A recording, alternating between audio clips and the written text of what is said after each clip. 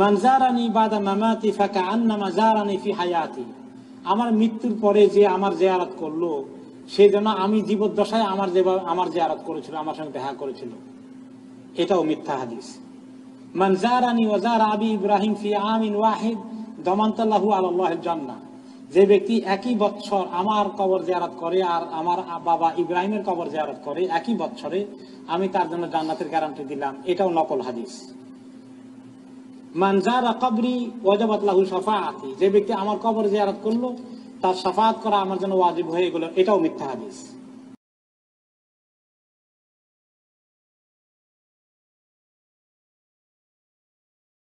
বরং তাদের মূল উদ্দেশ্য হলো, তাদের মূল দাওয়া হলো আল্লাহর হাবিব সাল্লাল্লাহু আলাইহি ওয়া আলিহি ওয়াসাল্লামের জিয়ারতের উদ্দেশ্যে সফর করাই যাবে না, এবং যদি কেউ এই উদ্দেশ্যে সফর করে তাইলে গুনাহগার হবে, এবং এই সফরে নামাজ কসর করাও ঠিক হবে না। এটা হলো তাদের মূল বিষয়। এই হাদিসগুলি আসল নয়। এই হাদিসগুলি সনদ নিয়ে কথা কিছু থাকতে পারে, এবং বহু হাদিসের সনদ নিয়ে কিছু কিছু কথা তো আছেই। হাফিজ ইবনে তাইমিয়া ওনার কিতাব ইক্তিদা সিরাতুল মুস্তাকিম,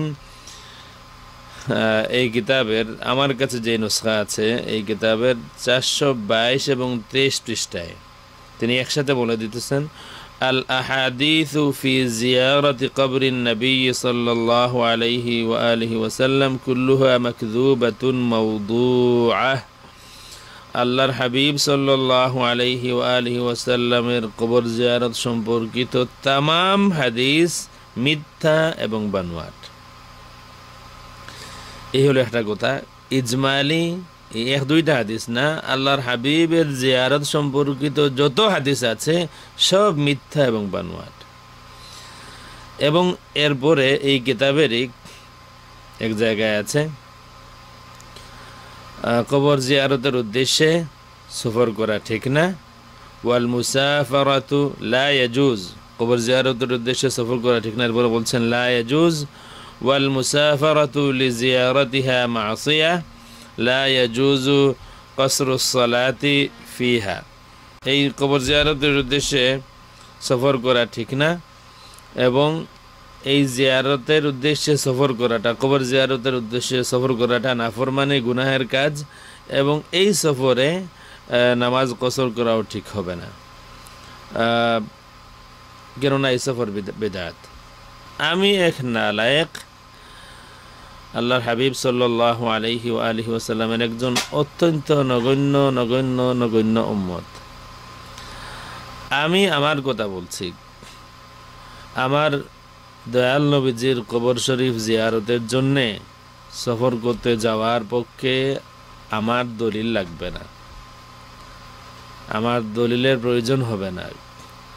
যে আল্লাহর হাবিবের যে আমার দুনিয়ার সব সফর সম্পর্কে আমার কোনো চিন্তা নাই, শুধু আল্লাহর হাবিবের সফর সম্পর্কে আমার দলিল লাগবে। এই সফরে যাওয়া ঠিক হবে কি ঠিক হবে না, গোলাম যে হয় তার দলিল লাগে না যে আমি আমার মুনিবের, আমি আমার হাবিবের, আমি আমার প্রিয় নবীজির কবর শরীফ জিয়ারতে যাব, দেখি তালাশ করে কিতাবের মধ্যে এই সফরটা ঠিক আছে কিনা। আমার দলিল লাগবে না, আশিক এ গোলামের দলিল লাগে না। আমার বাবার কবর জিয়ারতে যাওয়ার উদ্দেশ্যে যদি সফর করা লাগে, আমরা কেউ দলিল তালাশ করবো না যে হুজুর দেখেন তো আমি আমার বাবার কবর জিয়ারতে যাব, এখান থেকে 100 মাইল দূর, 1000 মাইল দূর, 6000 মাইল দূর আমি যেতে পারি কিনা। দলিল লাগবে না, আশিক গোলামদের জন্য দলিল লাগে না।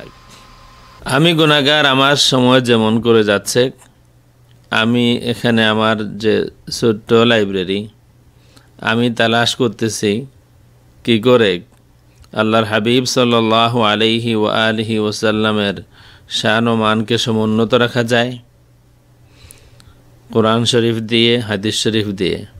আমাদের মধ্যে তফাৎ এটাই, কিতাব সকলের কাছে আছে, তফাৎ এটাই আমি কোরআন শরীফ, হাদিস শরীফ, কিতাব খুঁজতেছি কি করে প্রমাণ করা যায় যে আল্লাহর হাবিব সাল্লাল্লাহু আলাইহি ওয়া আলিহি ওয়াসাল্লামের আবা ওয়া আজদাদ সিলসিলায়ে নসবে যাদের নাম আসে কেউ মুশরিক কাফির ছিলেন না, সকলেই ঈমানদার ছিলেন। ইব্রাহিম আলাইহিস সালামের বাবা মুশরিক ছিলেন না, শুধু ইব্রাহিম আলাইহিস সালামের বাবা না, বরং আল্লাহর হাবিব সাল্লাল্লাহু আলাইহি ওয়া আলিহি ওয়াসাল্লামের সিলসিলায়ে নসবে যত নাম আসে আদম আলাইহিস সালাম পর্যন্ত কেউ মুশরিক কাফির ছিলেন না।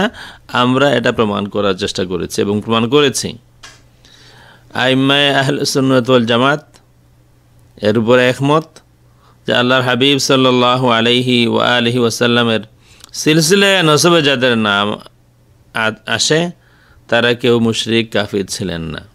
নবী পাক সাল্লাল্লাহু আলাইহি ওয়া আলিহি ওয়াসাল্লামের খানদানের হাসান হুসাইনি যারা সাদাত کرام যারা আছেন তাদের ইজমা হলো যে আবা ও আজদাদ আল্লাহ রসুল সাল্লাল্লাহু আলাইহি ওয়া আলিহি ওয়াসাল্লামের বাবা দাদা কেউ মুশরিক ছিলেন না। আর কাউলে ইবনে আব্বাস সকলেই নবী ছিলেন।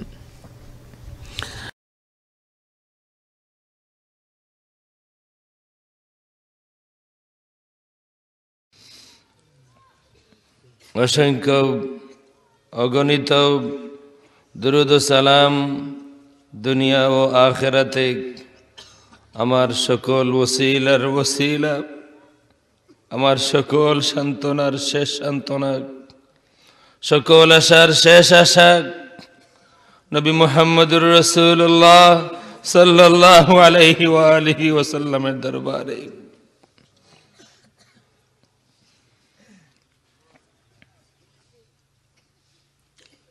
আমি নগণ্য কেউ নই।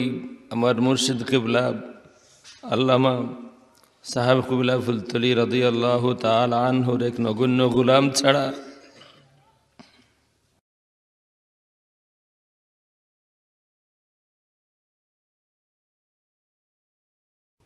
সেদিনও আমি সাহেব কিবলার পক্ষ থেকে আজকের এই মেহমানকে দাওয়াত দিয়েছিলাম। তিনি বলেছিলেন ইজাজত নাই। সেদিন বলেছিলেন ইজাজত নাই। কোনোদিন সাহস করে জিজ্ঞাসা করি নাই কার ইজাজত নাই। প্রতি বছরই দাওয়াত দিতাম, প্রতি বছরই বলতাম আমাদের বাংলাদেশ, বলতেন ইজাজত নাই। এই বছর যখন দাওয়াত দেওয়া হলো বললেন হ্যাঁ ইজাজত আছে, কিন্তু সাহস হলো না জিজ্ঞাসা করব শেখ কার ইজাজত আছে। সব কিছু রেডি হলো। ঢাকায় তিনি ল্যান্ড করলেন।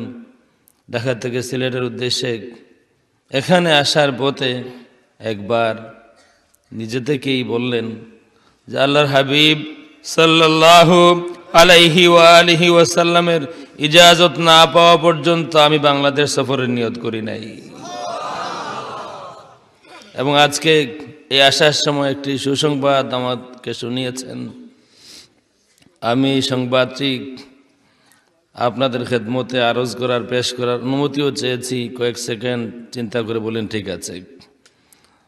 আমি আশ্বস্ত করতে চাই আমাদের বাংলাদেশ আঞ্জুমানে তালামিজ ইসলামিয়ার যেসব আমাদের বন্ধুরা যারা এই শীতের রাতে এত সম্মান দেখালেন, বাংলাদেশ আঞ্জুমানে আল ইসলার আমাদের মুরব্বীরা যারা আছেন যারা কষ্ট করেছেন, আমি আপনাদেরকে এই সংবাদটা শোনাবার ইজাজত ওনার থেকে নিয়েছি।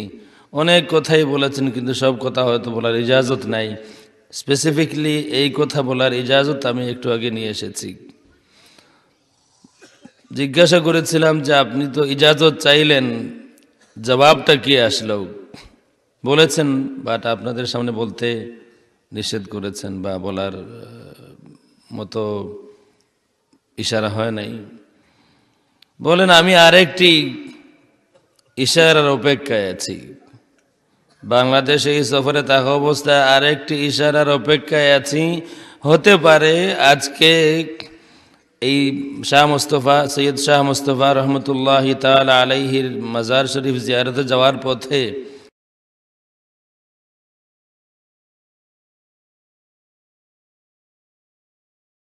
গাড়িতে একবার মদিনা শরীফ থেকে একটি কল আসলো। উনি কথা বলছেন আমরাও দেখেছি। যখন সৈয়দ শাহ মুস্তফা রহমতুল্লাহ তাআলা আলাইহির মাজার জিয়ারত শেষে এই মাহফিলের উদ্দেশ্যে আমরা আসছি, তখন বললেন ইমারাত থেকে ওনার এক মামাতো বোন এসেছেন জিয়ারতের উদ্দেশ্যে, এবং যখন কল আসে এর কিছু আগে তিনি রিয়াজুল জান্নাতে মা বাইনা আল্লাহ রসুল সাল্লাল্লাহু আলাইহি ওয়া আলিহি ওয়াসাল্লাম এবং সাইয়্যিদিনা আবু বকর সিদ্দিক রাদিয়াল্লাহু তাআলা আনহু দুইজনের মাঝে ছিলেন। রিয়াজুল জান্নাতের ভিতরে। এই সময় তিনি একটি আওয়াজ শুনতে পেয়েছেন এবং শব্দগুলো আমি মুখস্থ করে এসেছি, 2 বার শুনে, এবং তিনিও শুনতেছেন, আবার ইজাজত আমি নিয়েছি। শব্দটা, আওয়াজটা আসলো রসুল পাক সাল্লাল্লাহু আলাইহি ওয়া আলিহি ওয়াসাল্লাম বলছেন, কুলি লি আসিম ওয়ালিমান আতা বিহি আন্নাহুম মাকবুলুন মা হিয়া হাজাতুহুম।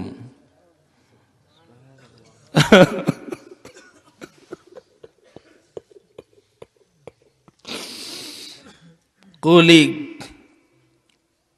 তুমি আমার, ওনার নাম, তুমি আমার আসিম এবং যারা তাকে বাংলাদেশে নিয়েছেন তাদেরকে এই সংবাদটা দাও, আন্নাহুম মাকবুলুন, তাদেরকে কবুল করা হয়েছে।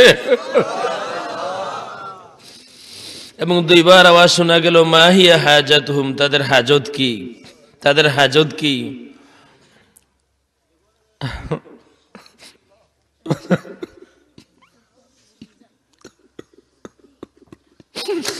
ইয়া নবী